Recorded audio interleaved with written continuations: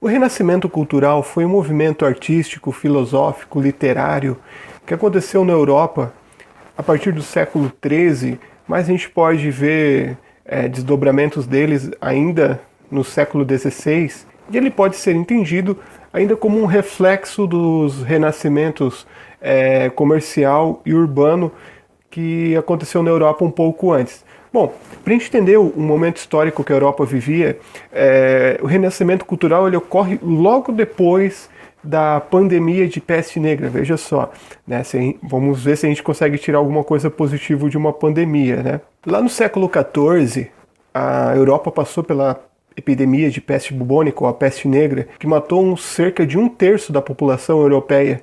Então, quando passou essa pandemia, quando acabou, né, o sentimento que havia na Europa era de valorização da vida. Aqueles que sobreviveram decidiram fazer alguma coisa, aproveitar a sua vida de alguma forma. Isso foi uma das coisas que motivaram o renascimento cultural. Então começou a haver uma busca por outros ideais, não só de artísticos, mas outros ideais para a própria vida das pessoas. Antes de continuar, é importante destacar que o renascimento cultural ele não representou propriamente uma ruptura muito importante ou muito grande com o que se vivia na época.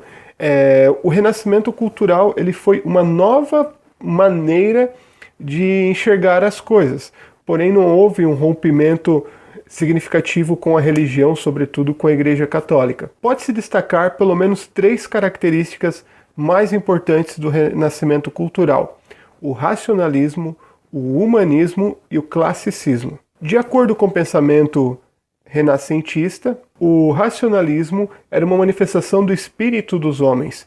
Isso fazia com que os homens, ao pensarem de forma racional, se aproximavam de Deus. Já o humanismo é a valorização das ações humanas, da vida do ser humano, do cotidiano. Isso leva a um desenvolvimento do antropocentrismo, ou seja, a ideia que o homem estava no centro das coisas, no centro das relações, né? E o que ia de encontro ao teocentrismo, que era aquela ideia que Deus estava no centro de tudo, defendida pela Igreja. Então, uma das rupturas do pensamento renascentista foi o de ser mais antropocentrista do que teocentrista. E por fim, talvez a característica mais marcante do Renascimento, inclusive a que tem relação com o próprio nome do movimento, é o classicismo.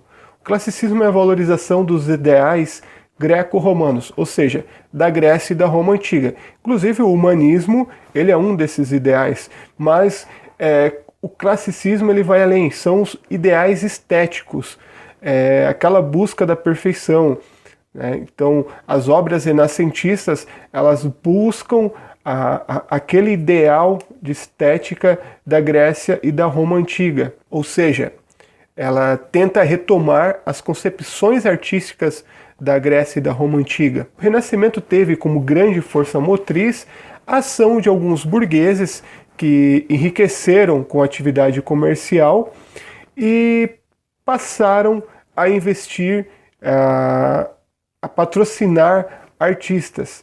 Esses burgueses que patrocinavam produções artísticas, eles eram chamados de mecenas. Até por isso que o principal local onde houve o desenvolvimento do renascimento artístico foi no que hoje é a Itália, porque as cidades italianas de Florença, Veneza, elas tiveram um desenvolvimento comercial muito grande nesse período da Baixa Idade Média. As pessoas mais ricas da Europa, a maior parte delas viviam nesses lugares. Logo, o investimento em produção artística começou a ser sinônimo de ostentação para esses burgueses.